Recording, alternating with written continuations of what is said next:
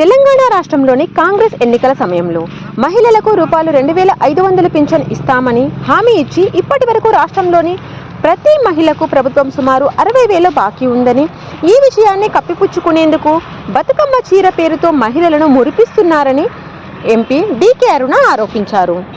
శుక్రవారం నారాయణపేటలో ఏర్పాటు చేసిన విలేకరుల సమావేశంలో డీకే అరుణ మాట్లాడుతూ భూములను అమ్మి రాష్ట్రాన్ని పాలించే పరిస్థితి ఏర్పడిందన్నారు. రోడ్లు వేయడానికి, ప్రభుత్వ పనులు చేయడానికి కాంట్రాక్టర్లు కూడా ముందుకు రావడం లేదని, బిల్లులు వస్తాయన్న నమ్మకం లేదని పేర్కొన్నారు. గ్రామాల్లో ప్రతి అభివృద్ధి సంక్షేమ కార్యక్రమం కేంద్ర నిధుల ద్వారానే జరుగుతుందన్నారు. ఎన్నికల డబ్బు ప్రభావం రోజు రోజుకు పెరగడం మంచిది కాదని తీవ్ర విచారం వ్యక్తం చేశారు. గ్రామ అభివృద్ధి అంటేనే ప్రజా సమస్యలను అర్థం చేసుకునే పాలకులను ప్రజలు కోరుకుంటారని, అలాంటి వారిని గ్రామంలో సర్పంచులుగా, వార్డు మెంబర్లుగా ఎన్నుకోవాలని కోరారు.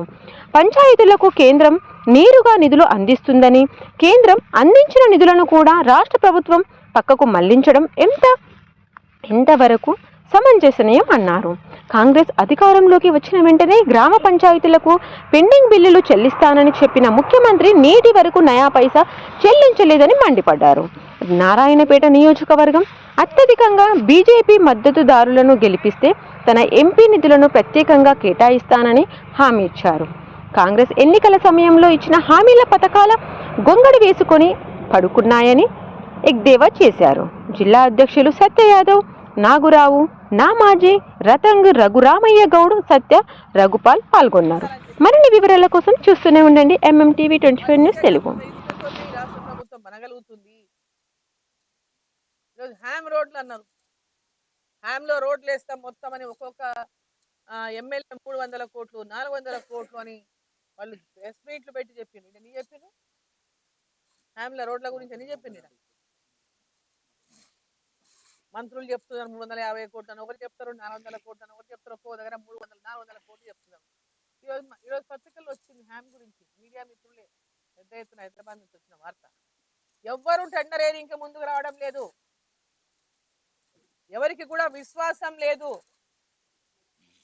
రోడ్లు వేస్తే డబ్బులు వస్తాయనేటువంటి విశ్వాసం లేదు.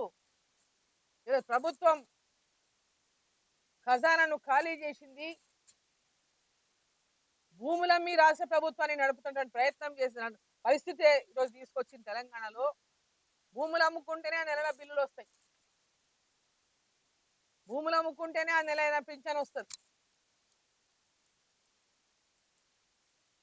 ప్రభుత్వ పథకాలకు కూడా, సంక్షేమ పథకాలకు కూడా నిధులు లేక భూమి అమ్ముకొని ఈ పథకాలను ఈరోజు అమలు చేసేటటువంటి పరిస్థితి ఉన్నది.